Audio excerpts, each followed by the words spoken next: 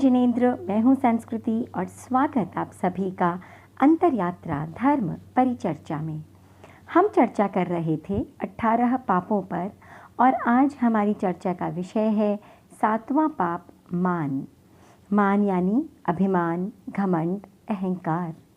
शास्त्रों में अहंकार के 8 स्थान माने गए हैं। जाति, कुल, बल, रूप, तप, श्रुत, लाभ और ऐश्वर्य। किसी को अपनी जाति का अभिमान होता है तो किसी को रूप का, किसी को ज्ञान का तो किसी को अपने लाभ या ऐश्वर्य का। अहंकारी व्यक्ति अपनी अकड़ में रहता है। वह विनम्रता से दूर हो जाता है, अपनों से भी दूर हो जाता है। आर्हत वाङ्मय में कहा गया है, माणंग मद्दवया जिणे, यानी मृदुता से मन को जीतो। जो झुकना जानता है, विनम्र होता है, वह सबको प्रिय होता है। और जो अकड़ कर रहता है वह तो बस अपनी अकड़ में ही रहता है। उसका आध्यात्मिक विकास रुक जाता है और आखिर वह टूट जाता है। मान साधु और श्रावक दोनों को ही नहीं छोड़ता। साधुओं को भी अपने ज्ञान का, अपने तप का, अपने पद का या अपने अनुभव का घमंड हो सकता है। इसीलिए वे भी हमेशा ध्यान रखें कि सच्चा श्रमण या साधु केवल वो नहीं होता जो घर छोड़े, बल्कि सच्चा साधु वो होता है जो कषायों को छोड़े। गृहस्थों को भी कोशिश करनी चाहिए अभिमान से दूर रहने की।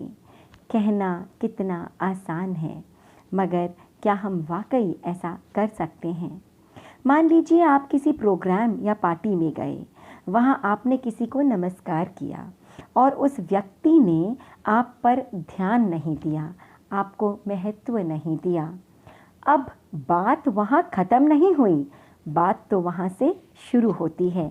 मन में विचार आता है, कितनी अकड़ है इस आदमी में, समझता क्या है अपने आप को, इतना घमंड, आगे से मैं इसे कभी नमस्कार नहीं करूँगा।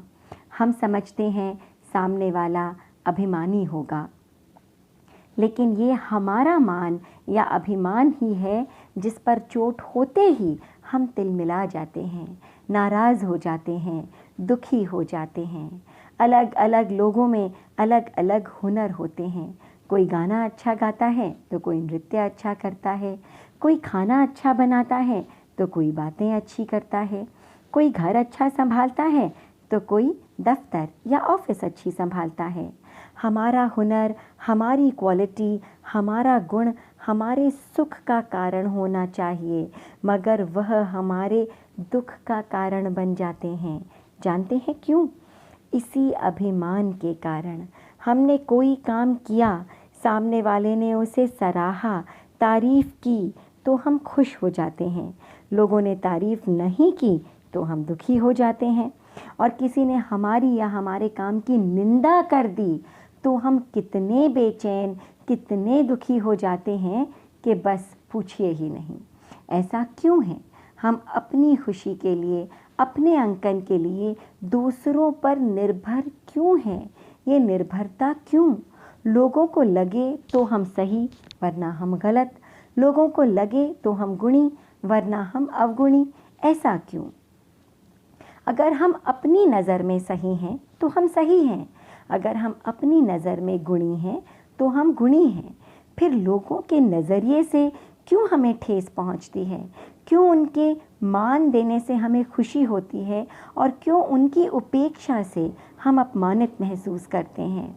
ये हमारे भीतर का मान है, अभिमान है, जिसे ठेस लगती है।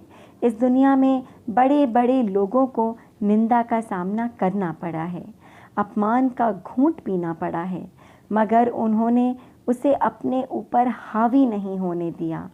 समभाव से उसे सहन किया तथा उस परिस्थिति से और अधिक निखर कर बाहर आए हैं। क्यों? क्योंकि उनका विश्वास पक्का है अपने ऊपर, अपनी विचारधारा पर, अपनी धारणा पर। भगवान महावीर को कितने कष्टों का सामना करना पड़ा। कान में कीलें ठोक दी गई, कुत्तों से कटवाया गया, पत्थरों से मारा गया, मारणांतिक कष्ट दिए गए, मगर उनके उज्जवल चरित्र में, उनके निर्मल स्वभाव में कोई फर्क नहीं पड़ा। क्यों? क्योंकि उनके भीतर मान का, अभिमान का कोई स्थान नहीं था। हम इस राह पर चलने का प्रयत्न क्यों नहीं कर सकते?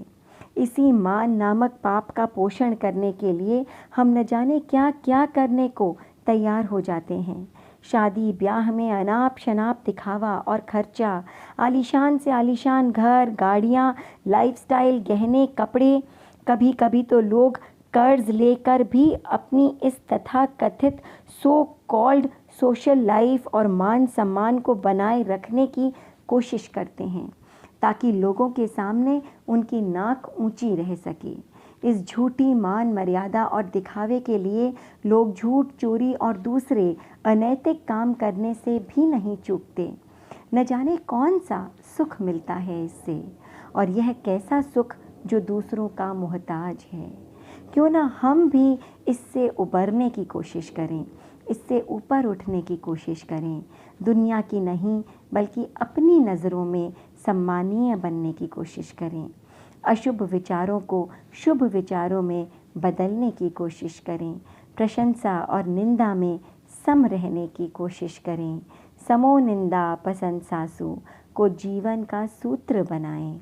ऐसा करने से कर्म बंधन से तो बचेंगे ही, साथ ही साथ स्वभाव में निर्मलता आएगी, विचार विशुद्ध बनेंगे, अपनों से दूरियां कम होंगी और धीरे धीरे ही सही हम एक अलग आत्मविश्वास और आत्मिक सुख का अनुभव अवश्य कर पाएंगे। आगे चर्चा करेंगे 8वें पाप माया पर। तब तक के लिए आज्ञा दीजिए। ओम अरहम।